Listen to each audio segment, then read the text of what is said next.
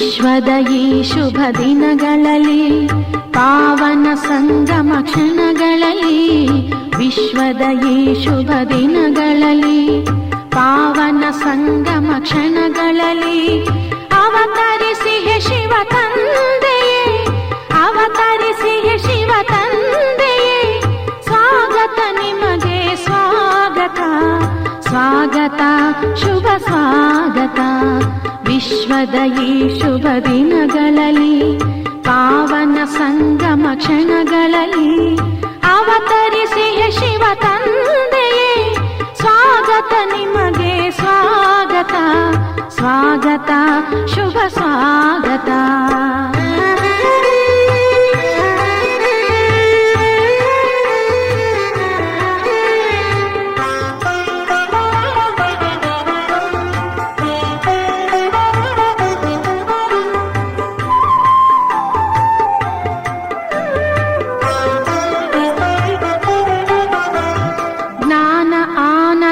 ಪ್ರೇಮ ಸಾಗರ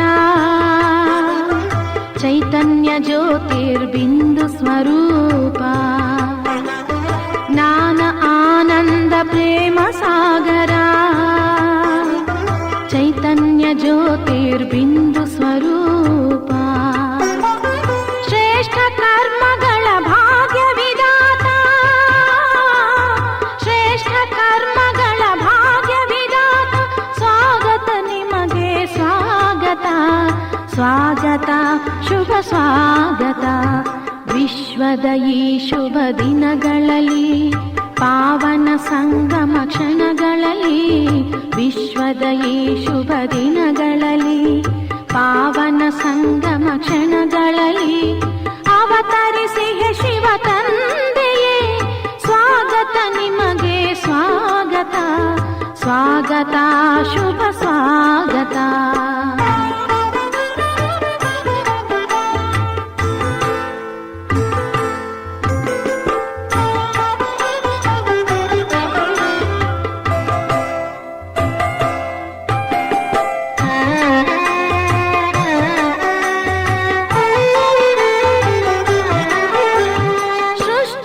ಪುನಃ ಪತಿತವಾಗಲು ತಾಮಸ ಗುಣದಿ ವಿಕಾರಿಯಾಗಲು ಸೃಷ್ಟಿಯು ಪುನಃ ಪತಿತವಾಗಲು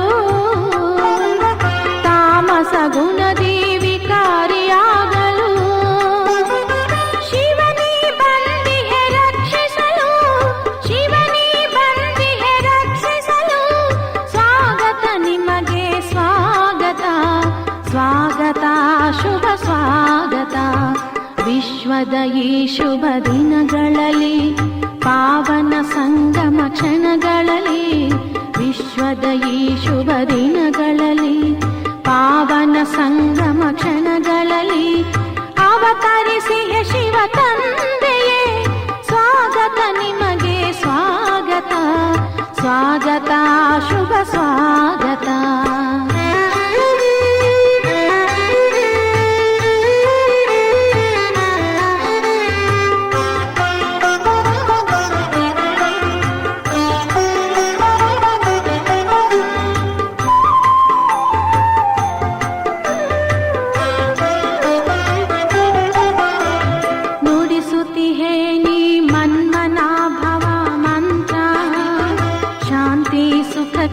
ಇದುವೇ ತಂತ್ರ ನುಡಿಸುತ್ತಿಹೇ ನೀ ಮನ್ಮನಾಭವ ಮಂತ್ರ ಶಾಂತಿ ಸುಖಕ್ಕೆ ಇದುವೇ ತಂತ್ರ ಗೀತಾ ಜ್ಞಾನವೇ ನವ ಸೃಷ್ಟಿಗೆ ಯಂತ್ರ ಶಿವಗೀತ ಜ್ಞಾನ ನವ ಸೃಷ್ಟಿಗೆ ಯಂತ್ರ ಸ್ವಾಗತ ನಿಮಗೆ ಸ್ವಾಗತ ಸ್ವಾಗತ ಶುಭ ಸ್ವಾಗತ ವಿಶ್ವದ ಈ ಶುಭ ದಿನಗಳಲ್ಲಿ ಪಾವನ ಸಂಗಮ ಕ್ಷಣಗಳಲ್ಲಿ ವಿಶ್ವದ ಈ ಶುಭ ದಿನಗಳಲ್ಲಿ ಪಾವನ ಸಂಗಮ ಕ್ಷಣಗಳಲ್ಲಿ ಅವತರಿಸಿಯೇ ಶಿವ ತಂದೆಯೇ ಅವತರಿಸಿಯೇ ಶಿವ ತಂದೆಯೇ ಸ್ವಾಗತ ನಿಮಗೆ ಸ್ವಾಗತ ಸ್ವಾಗತ ಶುಭ ಸ್ವಾಗತ ಸ್ವಾಗತ ನಿಮಗೆ ಸ್ವಾಗತ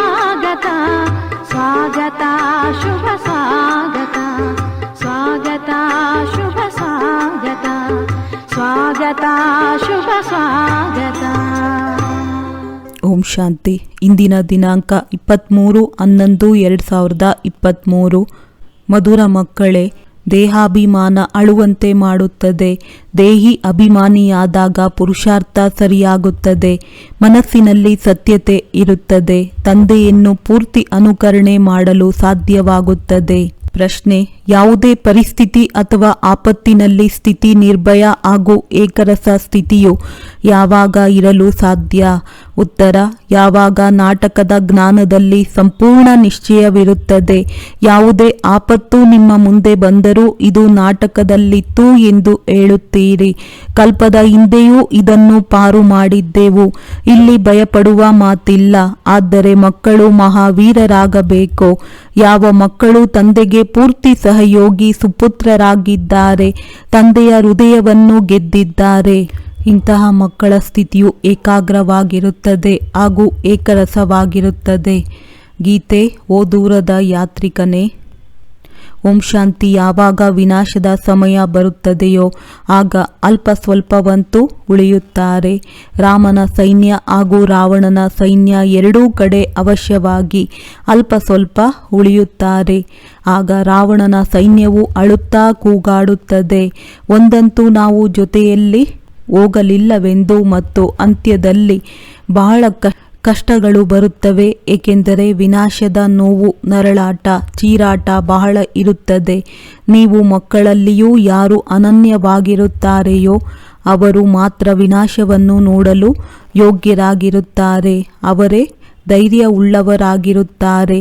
ಹೇಗೆ ಅಂಗದನಿಗೆ ಏಕಾಗ್ರವಾಗಿದ್ದಾನೆಂದು ಹೇಳುತ್ತಾರಲ್ಲವೇ, ನಿಮ್ಮ ವಿನಃ ಬೇರೆ ಯಾರೂ ಸಹ ವಿನಾಶವನ್ನು ನೋಡಲಾಗುವುದಿಲ್ಲ. ಇಷ್ಟೊಂದು ನೋವು ಆಗುತ್ತಿರುತ್ತದೆ. ಹೇಗೆ ಆಪರೇಷನ್ ಆಗುವ ಸಮಯದಲ್ಲಿ ಕೆಲವರಿಗೆ ನಿಲ್ಲಲು ಆಗುವುದಿಲ್ಲ. ಇದನ್ನು ನೀವು ಪ್ರತ್ಯಕ್ಷದಲ್ಲಿ ನೋಡುತ್ತಿರುತ್ತೀರಿ. ಹಾಹಾಕಾರವಿರುತ್ತದೆ. ಯಾರು ಒಳ್ಳೊಳ್ಳೆಯ ಅನನ್ಯ ಮಕ್ಕಳು, ಯಾರು ತಂದೆಗೆ ಸಹಯೋಗಿ ಸುಪುತ್ರ ಮಕ್ಕಳಿದ್ದಾರೆಯೋ ಅವರೇ ತಂದೆಯ ಹೃದಯವನ್ನು ಗೆಲ್ಲುತ್ತಾರೆ. ಹನುಮಂತನು ಒಬ್ಬರಾಗಿರುವುದಿಲ್ಲ. ಮಾಲೆಯೂ ಸಹ ಎಲ್ಲ ಹನುಮಂತ ಮಹಾವೀರರದ್ದೇ ಆಗಿರುತ್ತದೆ. ರುದ್ರಾಕ್ಷಿ ಮಾಲೆ ಇರುತ್ತದೆ ಎಲ್ಲವೇ. ರುದ್ರ ಭಗವಂತನ ಮಾಲೆಯೇ ರುದ್ರ ಮಾಲೆಯಾಗಿದೆ. ರುದ್ರಾಕ್ಷಿ ಒಂದು ಬಹಳ ಬೆಲೆಯುಳ್ಳ ಬೀಜವಾಗಿದೆ. ಆ ರುದ್ರಾಕ್ಷಿಯಲ್ಲಿಯೂ ಕೆಲವು ನಕಲಿ ಹಾಗೂ ಅಸಲು ರುದ್ರಾಕ್ಷಿ ಇರುತ್ತದೆ. ಅದೇ ಮಾಲೆ 100 ರೂಪಾಯಿಗಳಿಗೂ ಸಿಗುತ್ತದೆ, 2 ರೂಪಾಯಿಗಳಿಗೂ ಸಿಗುತ್ತದೆ. ಪ್ರತಿಯೊಂದು ವಸ್ತುವು ಇದೇ ರೀತಿ ಇರುತ್ತದೆ. ಈಗ ತಂದೆಯು ವಜ್ರ ಸಮಾನ ಮಾಡುತ್ತಿದ್ದಾರೆ. ಅದರ ಹೋಲಿಕೆಯಲ್ಲಿ ಎಲ್ಲರೂ ನಕಲಿಯಾಗಿದ್ದಾರೆ. ಸತ್ಯ ಪರಮಾತ್ಮನ ಮುಂದೆ ಎಲ್ಲರೂ ಅಸತ್ಯವಾಗಿದ್ದಾರೆ. ನಯಾ ಪೈಸೆಗೂ ಬೆಲೆ ಇಲ್ಲದವರು. ಒಂದು ಗಾದೆ ಮಾತು ಇದೆಯಲ್ಲವೇ, ಸೂರ್ಯನ ಮುಂದೆ ಎಂದಿಗೂ ಕತ್ತಲು ಬಚ್ಚಿಟ್ಟುಕೊಳ್ಳಲಾಗುವುದಿಲ್ಲ. ಈಗ ಇವರು ಸೂರ್ಯನಾಗಿದ್ದಾರೆ. ಅವರ ಮುಂದೆ ಅಜ್ಞಾನವೆಂಬ ಕತ್ತಲು ಬಚ್ಚಿಟ್ಟುಕೊಳ್ಳಲು ಸಾಧ್ಯವಿಲ್ಲ. ಈಗ ಸತ್ಯ ತಂದೆಯಿಂದ ಸತ್ಯವೂ ಸಿಗುತ್ತಿದೆ. ನಿಮಗೆ ತಿಳಿದಿದೆ ಸತ್ಯ ಈಶ್ವರ ತಂದೆಯನ್ನು ಕುರಿತು ಇಂದು ಮನುಷ್ಯರು ಹೇಳುವರು, ಸುಳ್ಳೇ ಹೇಳುವರು. ಈಗ ನೀವು ತಿಳಿಸಿಕೊಡುತ್ತೀರಿ, ಗೀತೆಯ ಭಗವಂತ ಶಿವನೇ ವಿನಃ ದೈವಿ ಗುಣವುಳ್ಳ ಶ್ರೀಕೃಷ್ಣನಲ್ಲ. ಈಗ ಸಂಗಮ ಯುಗವಿದೆ, ನಂತರ ಅವಶ್ಯವಾಗಿ ಸತ್ಯಯುಗವಾಗುತ್ತದೆ.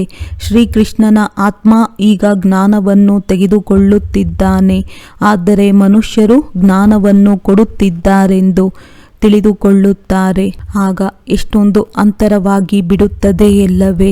ಅವರು ತಂದೆ, ಇವರು ಮಗ ಆಗಿದ್ದಾರೆ. ತಂದೆಯನ್ನು ಒಮ್ಮೆಲೆ ಬಚ್ಚಿಟ್ಟು ಮಗನ ಹೆಸರನ್ನು ಹಾಕಿಬಿಟ್ಟಿದ್ದಾರೆ. ಮುಂದೆ ಬರುತ್ತಾ ಕೊನೆಗೆ ಸತ್ಯವೂ ಗೊತ್ತಾಗುತ್ತದೆ. ಮುಖ್ಯ ಮಾತು ಇದಾಗಿದೆ. ಸರ್ವವ್ಯಾಪಿ ಎಂದು ಏಕೆ ತಿಳಿದುಕೊಂಡಿದ್ದಾರೆಂದರೆ ಗೀತೆಯಲ್ಲಿ ಶ್ರೀಕೃಷ್ಣನ ಹೆಸರನ್ನು ಹಾಕಿಬಿಟ್ಟಿದ್ದಾರೆ. ಈ ಮಾತನ್ನು ನೀವು ಮಾತ್ರ ತಿಳಿದುಕೊಂಡಿದ್ದೀರಿ. ಶ್ರೀಕೃಷ್ಣ ಅಥವಾ ದೇವಿ ದೇವತಾ ಧರ್ಮದ ಆತ್ಮಗಳೇ ಪೂರ್ಣ 84 ಜನ್ಮಗಳನ್ನು ತೆಗೆದುಕೊಳ್ಳುತ್ತಾರೆ. ಆತ್ಮ ಪರಮಾತ್ಮರು ಬಹಳ ಕಾಲ ಅಗಲಿ ಹೋಗಿದ್ದರೆಂದು ಗಾಯನ ಮಾಡುತ್ತಾರೆ. ಎಲ್ಲರಿಗಿಂತ ನಾವೇ ಮೊದಲು ಅಗಲಿ ಹೋದವರಾಗಿದ್ದೇವೆ.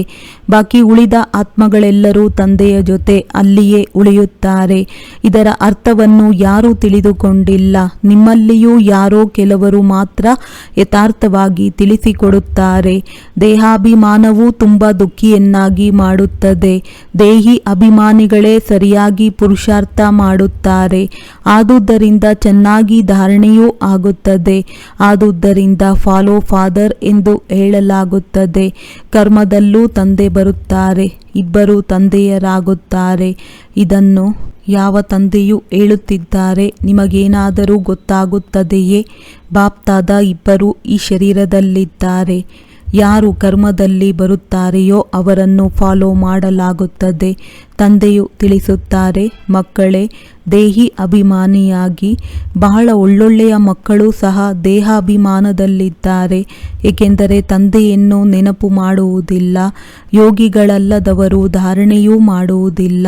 ಇಲ್ಲಿ ಸತ್ಯತೆಯೂ ಬೇಕಾಗಿದೆ. ಪೂರ್ಣ ಫಾಲೋ ಮಾಡಬೇಕಾಗಿದೆ. ಏನು ಕೇಳುತ್ತೀರೋ ಅದನ್ನು ಧಾರಣೆ ಮಾಡಿ ತಿಳಿಸುತ್ತಾ ಇರಿ. ನಿರ್ಭಯರಾಗಿರಿ. ನಾಟಕದ ಮೇಲೆ ನಿಶ್ಚಯವಿರಲಿ.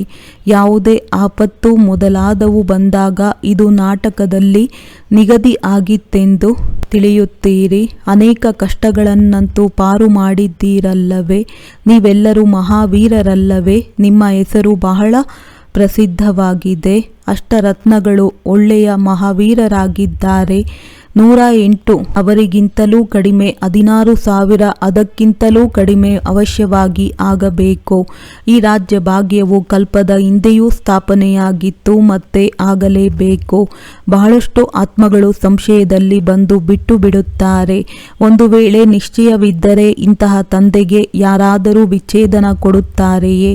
ಅವರಿಗೆ ಬಲವಂತವಾಗಿ ಜ್ಞಾನಾಮೃತವನ್ನು ಕುಡಿಸಲಾಗುತ್ತದೆ. ಆದರೂ ಕುಡಿಯುವುದಿಲ್ಲ. ಚಿಕ್ಕ ಮಕ್ಕಳಂತೆ ಇರುತ್ತಾರೆ. ತಂದೆಯು ಜ್ಞಾನದ ಹಾಲನ್ನು ಕುಡಿಸುತ್ತಾರೆ.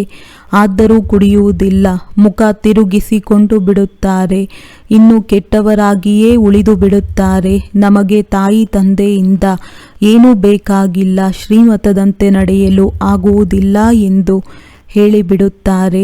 ಹಾಗಾದರೆ ಶ್ರೇಷ್ಠರು ಹೇಗೆ ಆಗುತ್ತೀರಿ? ಇದು ಭಗವಂತನ ಶ್ರೀಮತವಾಗಿದೆ. ಈ ಒಂದು ಸ್ಲೋಗನ್ ಬರೆಯಬೇಕಾಗಿದೆ. ನಿರಾಕಾರ ಜ್ಞಾನ ಸಾಗರ ಪತಿತ ಪಾವನ ಭಗವಾನ್ ಶಿವಾಚಾರ್ಯ ವಾಚ.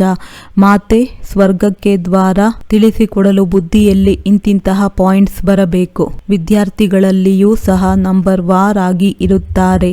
ನಾಟಕದಲ್ಲಿ ಅವರವರ ಪಾತ್ರವನ್ನು ಅಭಿನಯಿಸುತ್ತಿದ್ದಾರೆ. ದುಃಖದಲ್ಲಿ ನಾವು ತಂದೆ ಇರುತ್ತಾರೆ. ಅವರನ್ನು ನಾವು ಆತ್ಮಗಳು ನೆನಪು ಮಾಡುತ್ತೇವೆ. ದುಃಖದಲ್ಲಿ ಎಲ್ಲರೂ ಸ್ಮರಣೆ ಮಾಡುತ್ತಾರೆ. ಸುಖದಲ್ಲಿ ಒಬ್ಬರೂ ಸ್ಮರಣೆ ಮಾಡುವುದಿಲ್ಲ. ಇದಂತೂ ದುಃಖದ ಪ್ರಪಂಚವಾಗಿದೆ ಎಲ್ಲವೇ. ಹೀಗೆ ತಿಳಿಸಿಕೊಡುವುದು ಬಹಳ ಸಹಜವಾಗಿದೆ. ಮೊಟ್ಟ ಮೊದಲಿಗೆ ಇದನ್ನು ತಿಳಿಸಿಕೊಡಬೇಕು. ತಂದೆಯು ಸ್ವರ್ಗ ಸ್ಥಾಪನೆ ಮಾಡುವವರಾಗಿದ್ದಾರೆ. ನಮಗೆ ಏಕೆ ಸ್ವರ್ಗದ ರಾಜ್ಯ ಭಾಗ್ಯ ಸಿಗುವುದಿಲ್ಲ? ಎಲ್ಲರೂ ಆಸ್ತಿಯನ್ನು ತೆಗೆದುಕೊಳ್ಳುವುದಿಲ್ಲವೆಂದು ಗೊತ್ತಿದೆ. ಎಲ್ಲರೂ ಸ್ವರ್ಗದಲ್ಲಿ ಬಂದು ಬಿಟ್ಟರೆ ನಂತರ ನರಕವೇ ಇರುವುದಿಲ್ಲ. ಆಗ ವೃದ್ಧಿ ಹೇಗೆ ಆಗುತ್ತದೆ? ಇದಂತೂ ಗಾಯನವಿದೆ. ಭಾರತ ಅವಿನಾಶಿ ಖಂಡ ಅರ್ಥಾತ್ ಅವಿನಾಶಿ ತಂದೆಯ ಜನ್ಮಸ್ಥಾನವಾಗಿದೆ. ಭಾರತವೇ ಸ್ವರ್ಗವಾಗಿತ್ತು. ನಾವು ಇದನ್ನು ಖುಷಿಯಿಂದ ಹೇಳುತ್ತೇವೆ. 5,000 ವರ್ಷಗಳ ಹಿಂದೆ ಸ್ವರ್ಗವಿತ್ತು. ಹಾಗೆಯೇ ಅದಕ್ಕೆ ತಕ್ಕಂತೆ ಸ್ವರ್ಗದ ಮಾಲೀಕರ ಚಿತ್ರವೂ ಇದೆಯಲ್ಲವೇ?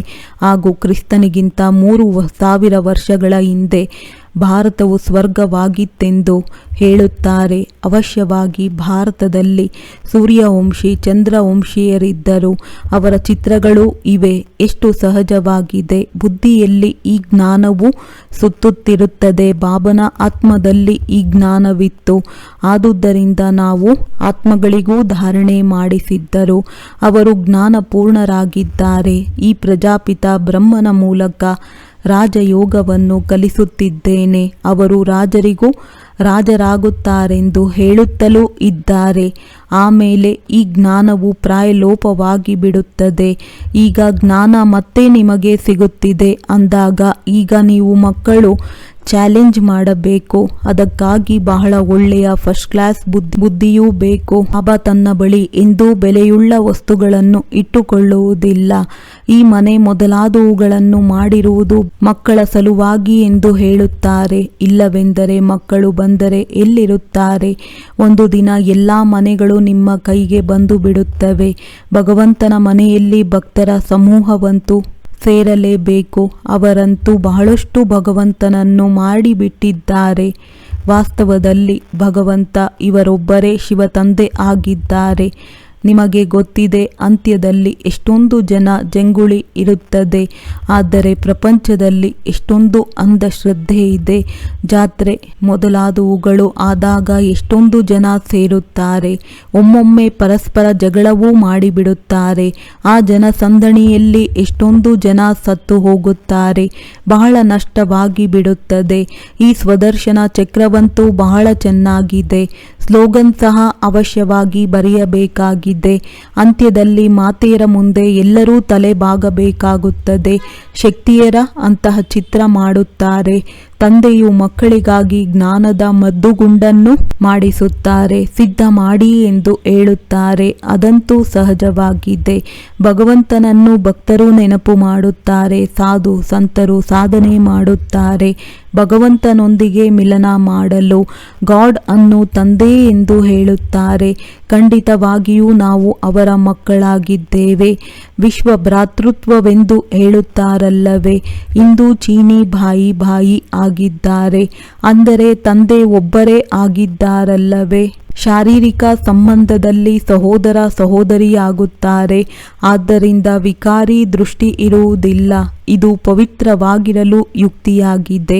ತಂದೆಯು ಹೇಳುತ್ತಾರೆ ಕಾಮ ಮಹಾಶತ್ರುವಾಗಿದೆ ಎಂದು. ಆದರೆ ಇದನ್ನು ಯಾರಾದರೂ ತಿಳಿದುಕೊಳ್ಳಬೇಕಲ್ಲವೇ?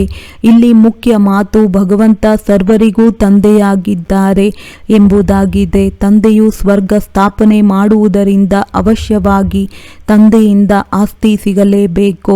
ಆಸ್ತಿ ಇತ್ತು, ಆದರೆ ಈಗ ಕಳೆದುಕೊಂಡಿದ್ದೇವೆ. ಇದು ಸುಖ ದುಃಖದ ಆಟವಾಗಿದೆ. ಇದನ್ನು ಚೆನ್ನಾಗಿ ತಿಳಿದುಕೊಂಡು ತಿಳಿಸಿಕೊಡಬೇಕು. ಒಳ್ಳೆಯದು. ಮಧುರಾತಿ ಮಧುರ ಅಗಲಿ ಹೋಗಿ ಮರಳಿ ಸಿಕ್ಕಿರುವಂತಹ ಮಕ್ಕಳಿಗೆ ಪ್ರೀತಿಯ ಮಾತ್ಪಿತಾ ಬಾಪ್ತಾದರವರ ನೆನಪು, ಪ್ರೀತಿ ಹಾಗೂ ಸುಪ್ರಭಾತ. ಆತ್ಮೀಯ ಮಕ್ಕಳಿಗೆ ಆತ್ಮೀಯ ತಂದೆಯ ನಮಸ್ತೆ. ಧಾರಣೆಗಾಗಿ ಮುಖ್ಯ ಸಾರ: ಸತ್ಯತೆಯನ್ನು ಧಾರಣೆ ಮಾಡಿ ತಂದೆಯ ಪ್ರತಿ ಕರ್ಮವನ್ನು ಫಾಲೋ ಮಾಡಬೇಕು. ಜ್ಞಾನಾಮೃತವನ್ನು ಕುಡಿಯಬೇಕು. ಬೇರೆಯವರಿಗೂ ಕುಡಿಸಬೇಕು. ನಿರ್ಭಯರಾಗಬೇಕು. ನಾವು ಭಗವಂತನ ಮಕ್ಕಳು, ಪರಸ್ಪರ ಸಹೋದರರಾಗಿದ್ದೇವೆ ಎಂಬ ಸ್ಮೃತಿಯಿಂದ ತಮ್ಮ ದೃಷ್ಟಿ ವೃತ್ತಿಯನ್ನು ಪವಿತ್ರ ಮಾಡಿಕೊಳ್ಳಬೇಕು. ವರದಾನ: ಪ್ರತಿಯೊಬ್ಬರ ವಿಶೇಷತೆಗಳನ್ನು ನೋಡುತ್ತಾ ಅವರನ್ನು ಸೇವೆಯಲ್ಲಿ ತೊಡಗಿಸುವಂತಹ ಆಶೀರ್ವಾದಕ್ಕೆ ಪಾತ್ರಭವ. ಯಾವ ರೀತಿ ಬಾಪ್ತಾದರವರಿಗೆ ಪ್ರತಿಯೊಂದು ಮಗುವಿನ ವಿಶೇಷತೆಯ ಮೇಲೆ ಪ್ರೀತಿ ಇದೆ ಮತ್ತು ಪ್ರತಿಯೊಬ್ಬರಲ್ಲಿ ಯಾವುದಾದರೂ ಒಂದು ವಿಶೇಷತೆ ಇದೆ, ಆದ್ದರಿಂದ ಎಲ್ಲರೊಂದಿಗೆ ಪ್ರೀತಿ ಇದೆ. ಅದೇ ರೀತಿ ನೀವು ಸಹ ಪ್ರತಿಯೊಬ್ಬರಲ್ಲಿ ವಿಶೇಷತೆಗಳನ್ನೇ ನೋಡಿ. ಹೇಗೆ ಹಂಸರತ್ನಗಳನ್ನೇ ಆರಿಸುತ್ತದೆ, ಕಲ್ಲುಗಳನ್ನು ಬಿಡುತ್ತದೆ, ಅದೇ ರೀತಿ ನೀವು ಓಲಿ ಹಂಸಗಳಾಗಿರುವಿರಿ. ನಿಮ್ಮ ಕೆಲಸವೇ ಆಗಿದೆ ಪ್ರತಿಯೊಬ್ಬರಲ್ಲಿ ವಿಶೇಷತೆಯನ್ನು ನೋಡುವುದು ಮತ್ತು ಅವರ ವಿಶೇಷತೆಗಳನ್ನು ಸೇವೆಯಲ್ಲಿ ತೊಡಗಿಸುವುದು. ಅವರನ್ನು ವಿಶೇಷತೆಗಳ ಉಮಂಗದಲ್ಲಿ ತಂದು ಅವರ ಮೂಲಕ ಅವರ ವಿಶೇಷತೆಯನ್ನು ಸೇವೆಯಲ್ಲಿ ತೊಡಗಿಸಿದರೆ ಅವರಿಂದ ಆಶೀರ್ವಾದ ನಿಮಗೆ ಸಿಗುವುದು ಮತ್ತು ಅವರು ಏನು ಸೇವೆ ಮಾಡುತ್ತಾರೆ ಅದರ ಒಂದು ಭಾಗ ಸಹ ನಿಮಗೆ ಸಿಗುವುದು. ಸ್ಲೋಗನ್: ಬಾಪ್ತಾದರವರ ಜೊತೆ ಈ ರೀತಿ ಕಂಬೈನ್ಡ್ ಆಗಿರಿ. ಹೇಗೆ ನಿಮ್ಮ ಮೂಲಕ ಅನ್ಯರಿಗೆ ತಂದೆಯ ನೆನಪು ಬರಬೇಕು.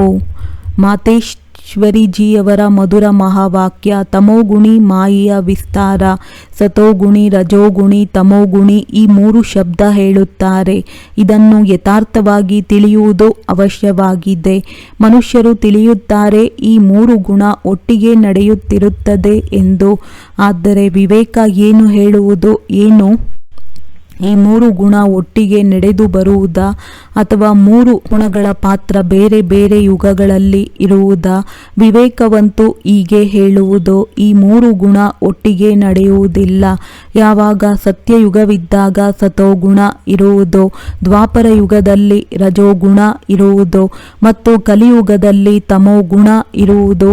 ಯಾವಾಗ ಸತೋ ಇರುವುದು ಆಗ ರಜೋ ತಮೋ ಇರುವುದಿಲ್ಲ. ಯಾವಾಗ ರಜೋ ಇರುವುದು ಆಗ ಸತೋಗುಣ ಇರುವುದಿಲ್ಲ. ಈ ಮನುಷ್ಯರಂತೂ ಹೀಗೆಯೇ ತಿಳಿದು ಕುಳಿತಿದ್ದಾರೆ. ಈ ಮೂರು ಗುಣ ಒಟ್ಟೊಟ್ಟಿಗೆ ನಡೆಯುತ್ತಾ ಬರುವುದು ಎಂದು ಈ ಮಾತು ಹೇಳುವುದು ಸೀದಾ ತಪ್ಪಾಗಿದೆ. ಅವರು ತಿಳಿಯುತ್ತಾರೆ, ಯಾವಾಗ ಮನುಷ್ಯರು ಸತ್ಯ ಹೇಳುತ್ತಾರೆ, ಪಾಪಕರ್ಮ ಮಾಡುವುದಿಲ್ಲ, ಆಗ ಅವರು ಸತೋಗುಣಿ ಆಗಿರುತ್ತಾರೆ. ಆದರೆ ವಿವೇಕ ಹೇಳುತ್ತದೆ, ಯಾವಾಗ ನಾವು ಹೇಳುತ್ತೇವೆ ಸತೋಗುಣ, ಆದರೆ ಈ ಸತೋಗುಣದ ಅರ್ಥವಾಗಿದೆ ಸಂಪೂರ್ಣ ಸುಖ, ಅಂದರೆ ಇಡೀ ಸೃಷ್ಟಿ ಸತೋಗುಣಿಯಾಗಿದೆ. ಬಾಕಿ ಹೀಗೆ ಹೇಳಲಾಗಲ್ಲ. ಯಾರು ಸತ್ಯ ಹೇಳುತ್ತಾರೆ ಅವರು ಸತೋಗುಣಿಯಾಗಿದ್ದಾರೆ ಮತ್ತು ಯಾರು ಸುಳ್ಳು ಹೇಳುತ್ತಾರೆ ಅವರು ಕಲಿಯುಗಿ ತಮೋಗುಣಿಯಾಗಿದ್ದಾರೆ. ಹೀಗೆ ಪ್ರಪಂಚ ನಡೆಯುತ್ತಿರುತ್ತದೆ. ಈಗ ನಾವು ಯಾವಾಗ ಸತ್ಯಯುಗ ಎಂದು ಹೇಳುತ್ತೇವೆ ಆಗ ಅದರ ಅರ್ಥವಾಗಿದೆ ಇಡೀ ಸೃಷ್ಟಿಯ ಮೇಲೆ ಸತೋಗುಣ, ಸತೋಪ್ರಧಾನರಿರಬೇಕು. ಯಾವುದೋ ಸಮಯದಲ್ಲಿ ಇಂತಹ ಸತ್ಯಯುಗ ಇತ್ತು, ಎಲ್ಲಿ ಇಡೀ ಸಂಸಾರ ಸತೋಗುಣಿಯಾಗಿತ್ತು. ಈಗ ಆ ಸತ್ಯಯುಗ ಇಲ್ಲ, ಈಗ ಇದೇ ಕಲಿಯುಗಿ ಪ್ರಪಂಚ. ತಿಳಿಯಿರಿ, ಇಡೀ ಸೃಷ್ಟಿಯ ಮೇಲೆ ತಮೋ ಪ್ರಧಾನತೆಯ ರಾಜ್ಯವಿದೆ. ಈ ತಮೋಗುಣಿ ಸಮಯದಲ್ಲಿ ಮತ್ತೆ ಸತೋಗುಣಿ ಎಲ್ಲಿಂದ ಬಂತು? ಈಗ ಇದೇ ಘೋರ ಅಂಧಕಾರ ಯಾವುದಕ್ಕೆ ಬ್ರಹ್ಮನ ರಾತ್ರಿ ಎಂದು ಹೇಳುತ್ತಾರೆ. ಬ್ರಹ್ಮನ ದಿನವಾಗಿದೆ ಸತ್ಯಯುಗ ಮತ್ತು ಬ್ರಹ್ಮನ ರಾತ್ರಿಯಾಗಿದೆ ಕಲಿಯುಗ. ಅಂದರೆ ನಾವು ಎರಡನ್ನೂ ಸೇರಿಸಲು ಸಾಧ್ಯವಿಲ್ಲ. ಒಳ್ಳೆಯದು. ಓಂ ಶಾಂತಿ.